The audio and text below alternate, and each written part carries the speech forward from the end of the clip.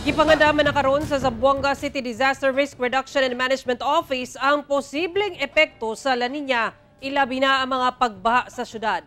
Flood-prone areas, hatagan ug mga ekipo. Dugang detalya sa report ni Efren Mamak.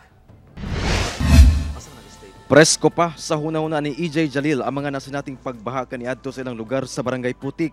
Nang hinaon siya nga dili na unta kini may tabo pagbalik karong nagsugod na sab ang La Nina sa nasod. Kusog kay ang kanang hangin, ang ulan, tapos dagan naga-evacuate, tapos wala pay suga, kadlok kay siya. Apan sumala sa Zamboanga City Disaster Risk Reduction and Management Office, andam na kuno ang buhatan alang sa posibleng epekto sa La Nina. Gipaubos na kuno sa buhatan ang 98 ka mga barangay sa syudad alang sa Disaster Preparedness Summit ug Workshop aron makabalo na kini kalabot sa pagresponde kung adunay mga kalamidad. We evaluated what so far have been done by the barangays and very happy to inform that most of the barangays are very compliant.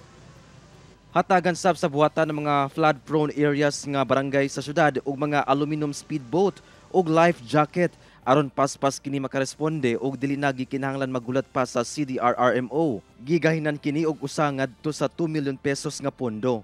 Anasab sa 150 million pesos ang pondo ang gigahin alang sa infrastruktura sama sa pagpaayo sa slope protection, river desiltation, dislodging ug clean up.